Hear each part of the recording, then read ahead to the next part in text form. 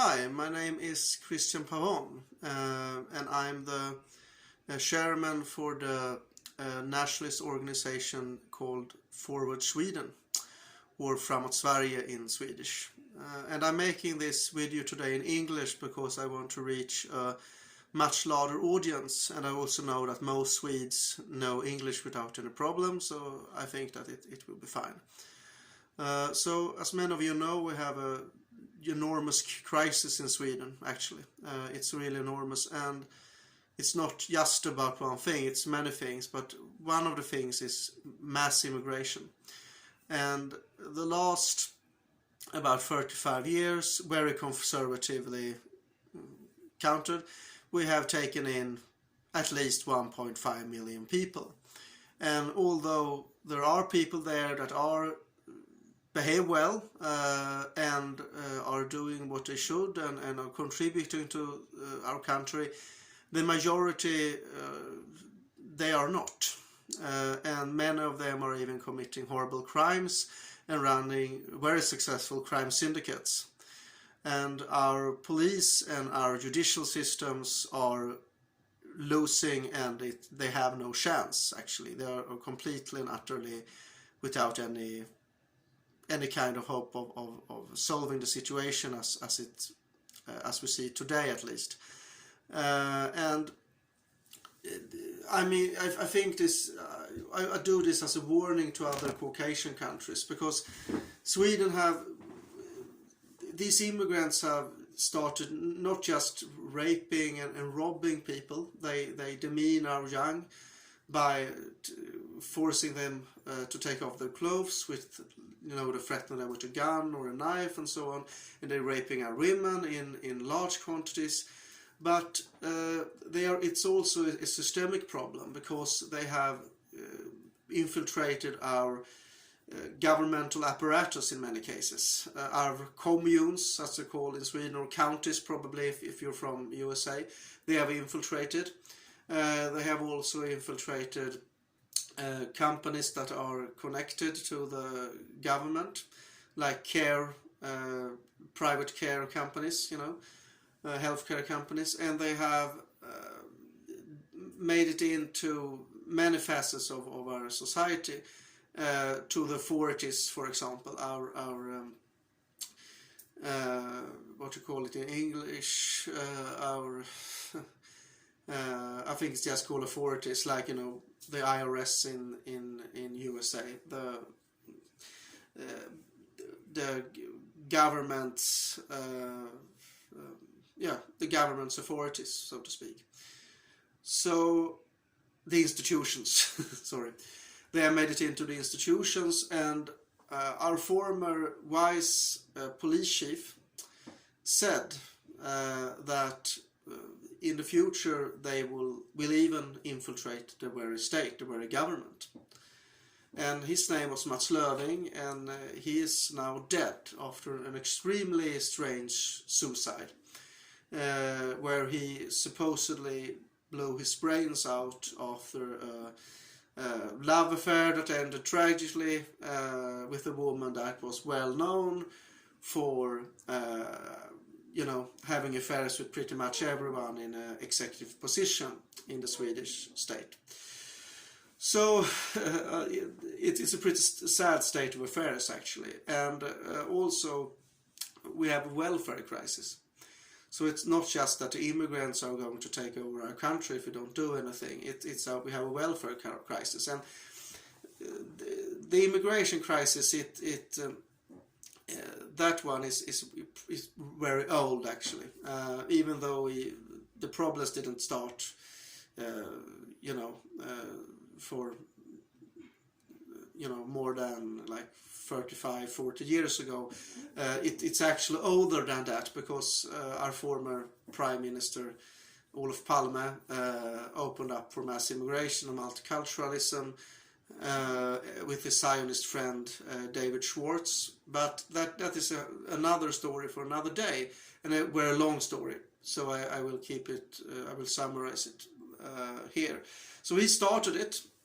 To make a long story very short, but then in 2006 We had a right-wing government in Sweden, also very pro-multiculturalism, I might add.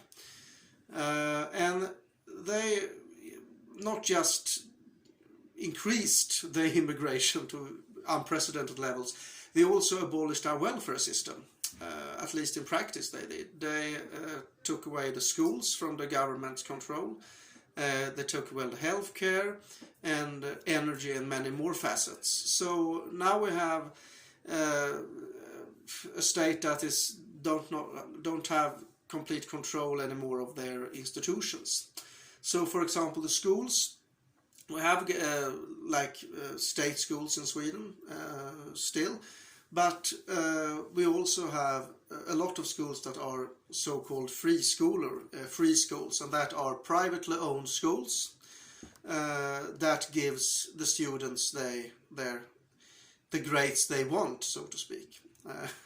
And often they can give very high grades to pretty lousy students. And this has become such a large issue that some universities are making their own tests now because they don't believe in the grades that the students are getting there. So it's a very large problem actually. And so what has happened is that the students are not getting the knowledge they should have and the knowledge they deserve, and that is a problem in itself, of course, when they come out to the real world and universities and they know that they are incompetent and are of course completely shocked because they have had top grades. So it's very weird. But we also have to see that I have ranted now a lot about Sweden and the government, the horrible things that they have done. But you also have to remember that it's the people who have to rise up. And the people have a lot of potential, but I've been in the nationalist movement. I've been active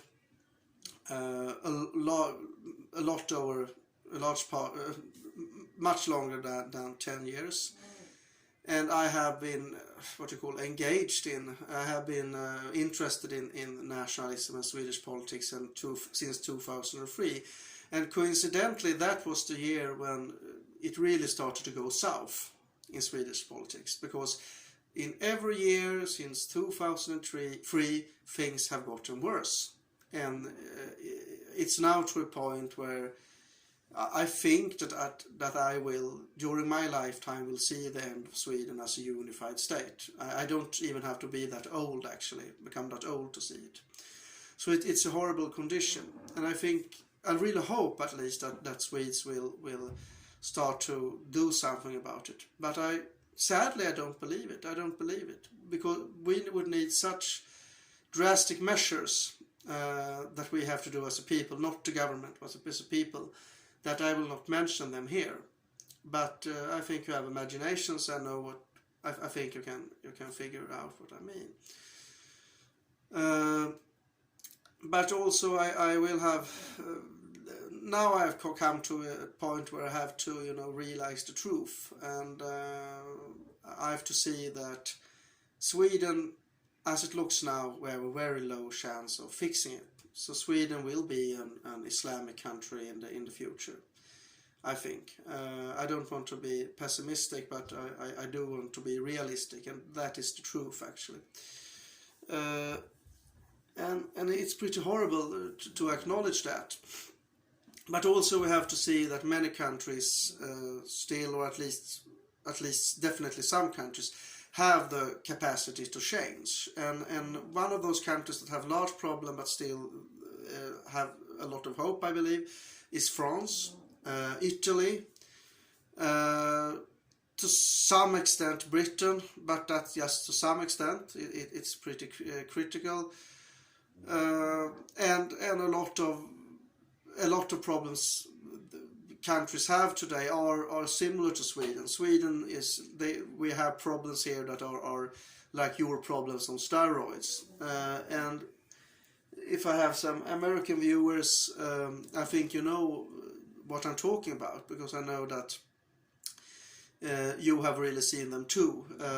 All of the cancel culture crap that we are getting comes from USA. It comes from Jewish intellectuals in America, and it spreads to, often it's pretty interesting because it's like a ladder that's moving forward down.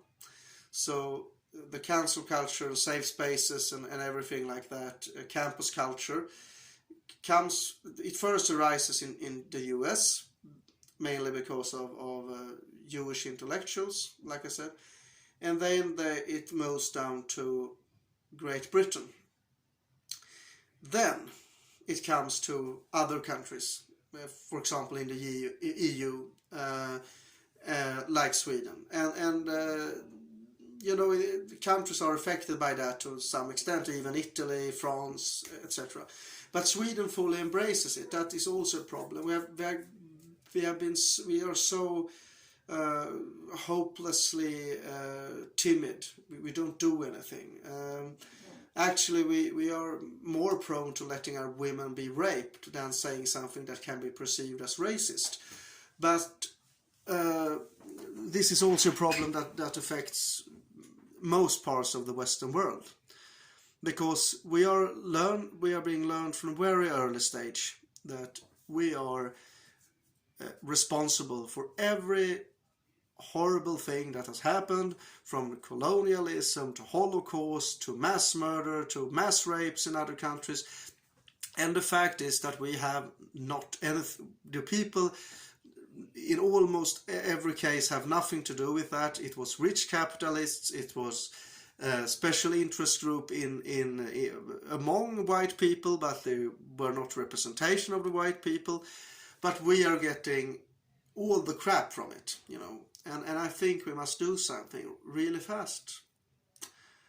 And also, I mentioned before, and I'm going to mention it again, that there are many people in the military and police, and you actually have a greater loyalty to your people than the government, because the government's original position is to help the people, the honest people, the hard-working people and so on, not the immigrant that does almost nothing, not criminal thugs in our finance and media. So you have to ask yourself, if you're just doing your job, you are going to get a paycheck, you're going to have a steady income and so on, but your children will be horribly affected by it. Raped, killed, humiliated. That's the sad truth. So this is not like a draft speech for Forward Sweden, which I am a chairman of and member of, but it's a call to action for the white people of the world to actually do something, because Sweden is a horrible example, actually. You should see Sweden as an example of fear, what you should not become, because they will transform US to Sweden, they will transform France and Great Britain if they have the power to do that, if you let them, to be very frank. So you have to rise up against it. You have to look at our example, how we were absolutely too kind, and what happened to us afterwards. And you have the right to preserve your culture and your people. We do as white people, and all peoples should do that. Black people, Asian people, everyone. And we are no exception.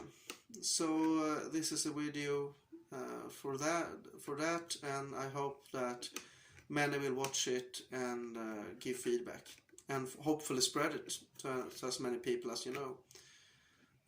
Because Sweden is what happens when you don't care about your people, your culture, or politics. Because even if you don't believe in politics, politics believes in you.